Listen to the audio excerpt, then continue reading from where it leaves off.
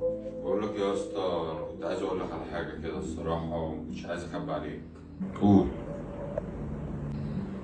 انا كنت قاعد مع كمثرى وقاعد اكلم خطيبتك، وقال لها اللي انت بتخونها وبتعرف بنات وكذا وكذا وكذا وكذا، وقال لها لا الاحسن تسيبه. ما قلتليش ليه؟ معلش حقك عليا. طب اركن بقى دلوقتي شغال تتصل. الو. ايه ده؟ مفيش اي حاجه من الكلام ده حصل. سيب بعض. طب افهمي.